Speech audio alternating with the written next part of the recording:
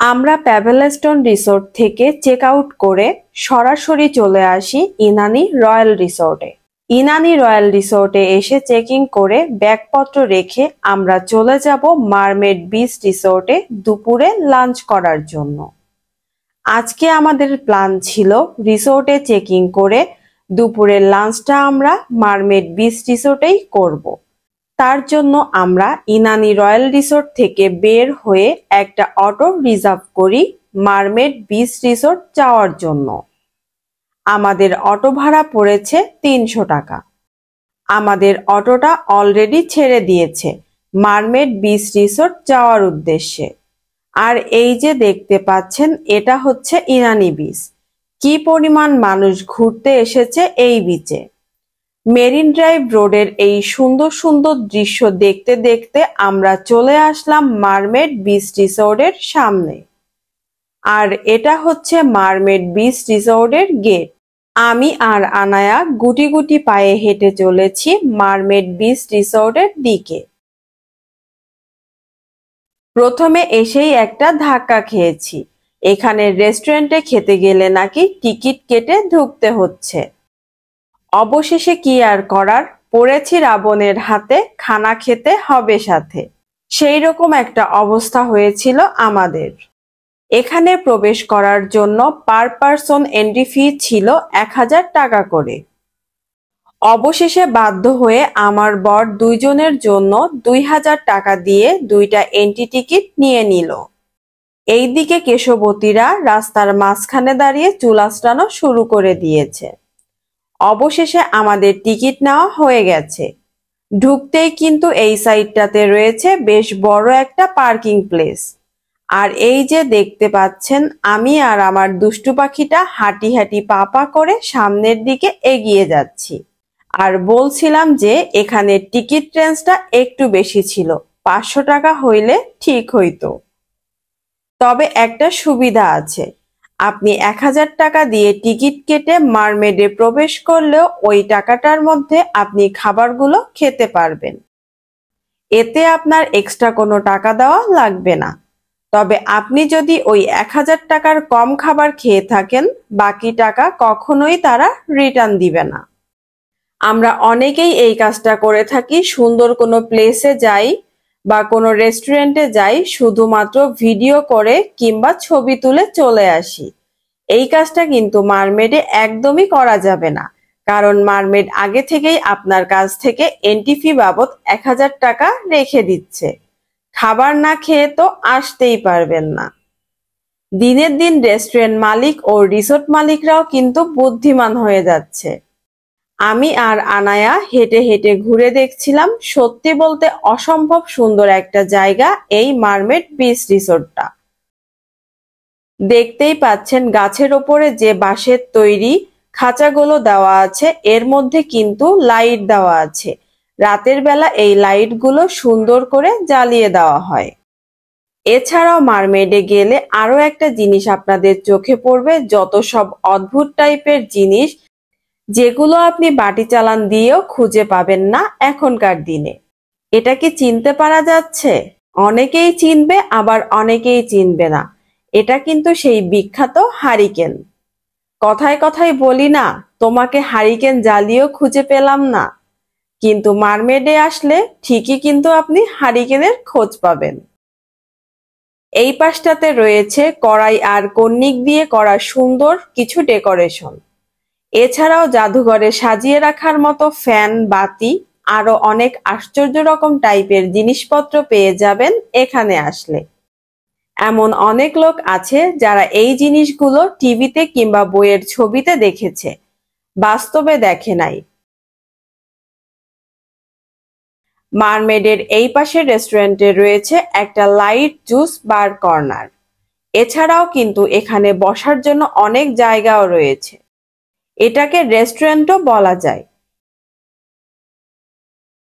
এই যে দেখতে পাচ্ছেন, আমার আনায়া দৌড়ে চলে আসছে জুস বার দেখে। অবশেষে একটা মেনু নিয়ে বসে পড়লাম। এটা রেস্টুরেন্টের ড্রিঙ্কস এবং ডেজার্ট মেনু। ফ্রেশ জুস থেকে শুরু করে সব ধরনের জুস, ডেজার্ট এখানে পাওয়া যায়। তবে আমার কাছে এদের জুস এবং ডেজার্টের প্রাইসগুলো অনেক বেশি লেগেছে। অবশেষে আমরা একটা ফ্রেশ অরেঞ্জ জুস অর্ডার করি। আমাদের জুসের প্রাইস ছিল 560 টাকা। এদিকে আনায়া জুসটা নিয়ে একটা বেবি চেয়ারে বসে গেছে খাওয়ার জন্য। 560 টাকায় এতটুকু একটা গ্লাসে জুস দিয়েছে। বাসায় থাকলে তো 2 কেজি মালটা কিনে অন্তত 2 বালতি জুস বানিয়ে ফেলতে পারতাম। যাই হোক, কি আর করার, মারমেড বিচ রিসোর্টে আসছি বলে কথা, টাকা তো একটু খরচ হবেই।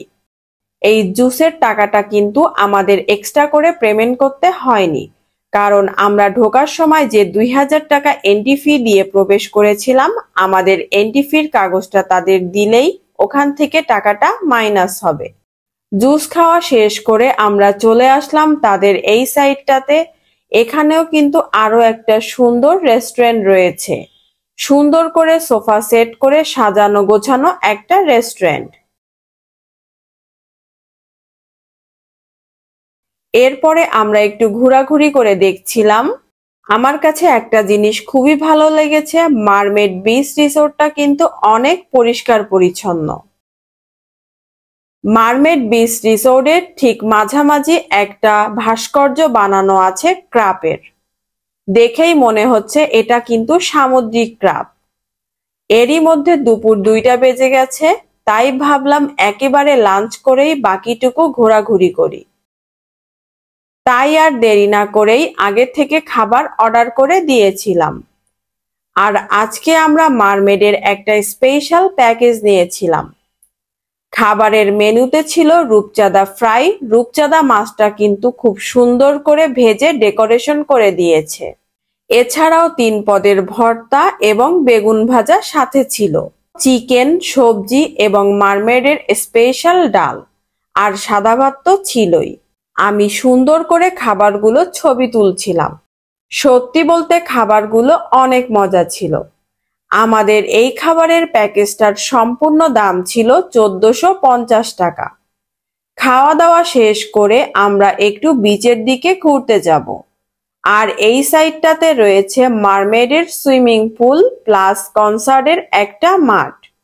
আর ওই যে দেখতে পাচ্ছেন কত বড় বড় করে লেখা আছে মারমেড। অবশেষে বালির সমুদ্র পার হয়ে আমরা সুন্দর একটা জায়গায় চলে আসছি। এই সাইডটাতে কিন্তু সুন্দর করে হাঁটার জন্য রাস্তা করে দেওয়া আছে। এটা হচ্ছে মারমেডের একটা ব্রিজ। আর এই যে দেখেন কত সুন্দর পরিবেশ। এই সাইডটাতে কিছু সাম্পান দাঁড় করানো আছে। আপনারা চাইলে এখানে এসে সুন্দর সুন্দর ছবিও তুলতে পারেন। আমি আর আনায়া সুন্দর করে ব্রিজের পরে হাঁটছিলাম, কিন্তু অনেক রোদ থাকায় আমাদের একটু কষ্ট হচ্ছিল। আর এখানে কিন্তু একটা কোকোনাট কাউন্টারও রয়েছে, কিছু কোকোনাট রাখাও আছে। আর ওই যে দেখতে পাচ্ছেন সমুদ্র, সামনে কিছু ঝাউ বাগান রয়েছে। প্রচুর রোদ থাকায় আমরা আর বিচের পাশে গেলাম না। যেহেতু আমরা আমাদের রিসোর্টে ব্যাক করব, তাই আমরা তাড়াতাড়ি এই দিক থেকে চলে আসলাম মারমেডের যে দিকে প্রাইভেট রিসোর্ট ভিলাগুলো রয়েছে ওই দিকটাতে। আমার সব থেকে ভালো লেগেছে এই মারমেডের যেদিকে তাকাই সেদিকেই শুধু সবুজ আর সবুজ। প্রচুর গাছগাছালিতে ভরা এই রিসোর্টটা। কত সুন্দর করে ফাঁকা ফাঁকা জায়গায় করা রয়েছে এই ভিলাগুলো।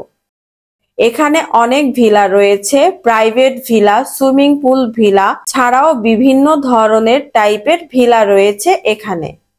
আমি আর আনায়া সুন্দর করে হেঁটে হেঁটে ঘুরে ঘুরে দেখছিলাম। আর হাঁটার পথে চোখে পড়বে এরকম সুন্দর করে বসার জন্য জায়গা করে রাখা আছে। আর এর ভেতরেই কিন্তু অনেক ধরনের ফলের গাছও রয়েছে। এটা যে কত বড় তা না গেলে বোঝা যাবে না। এখানে কিন্তু অটো করে যাওয়ার ব্যবস্থাও আছে। রিসোর্টে যারা গেস্ট হয়ে আসে, আপনারা যদি চান হেঁটে না যেতে, তাহলে তাদের বললে অটো করেও আপনাদের সেখানে ঘুরিয়ে দেখিয়ে আনবে। এটা যে কত বড় তা না গেলে বোঝা যাবে না। এখানে কিন্তু অটো করে যাওয়ার ব্যবস্থাও আছে। আপনারা যদি হেঁটে যেতে না চান তাহলে অটো করে ঘুরে দেখতে পারেন। অবশ্যই রিসোর্ট কর্তৃপক্ষ থেকে অনুমতি নিয়ে নিতে হবে। হাঁটতে হাঁটতে সামনে চলে আসলাম, আর সামনেই পড়লো অসম্ভব সুন্দর একটা জায়গা, যাকে এক কথায় প্রথমবার চোখে পড়লে মাশাআল্লাহ না বলে পারা যাবে না। এটা প্রথমে দেখলে আপনি মনে করবেন আপনি বাংলাদেশে নেই, আপনি মালদ্বীপসের কোনো একটা আইল্যান্ডে আছেন। মাশাআল্লাহ, দেখেন কত সুন্দর একটা জায়গা। এর পাশে রয়েছে একটা প্রাইভেট সুইমিং পুল সহ ভিলাও। এটা দেখে কেউ বলবে না আমরা বাংলাদেশে আছি। আগে যদি জানতাম এই জায়গাটা এত সুন্দর, আমি ওই সাইডটাতে বেশি সময় ইনভেস্ট করতাম না, এখানে এসেই বসে থাকতাম। আপনারা যখন কক্সবাজারের মেরিন ড্রাইভ রোডে আসবেন, একবার হলেও মারমেড বিচ রিসোর্ট থেকে ঘুরে যাওয়ার চেষ্টা করবেন। একটুও হতাশ হবেন না। অসম্ভব ভালো লাগার মতো একটা জায়গা হলো মারমেড বিচ রিসোর্ট। তবে আমার কাছে একটা জিনিস খারাপ লেগেছে, তা হলো এখানের খাবার রেটটা অনেক বেশি। আর রেটটা বেশি হওয়া স্বাভাবিক ব্যাপার, কারণ এই রিসোর্টটা আসলেই ঘুরে দেখলে আপনি যে শান্তিটা পাবেন, তখন এই টাকাটাও আপনার কাছে কিছুই মনে হবে না। আজ এই পর্যন্ত, দেখা হবে নতুন ভিডিওতে। ততক্ষণ পর্যন্ত সবাই ভালো থাকবেন। আল্লাহ হাফেজ।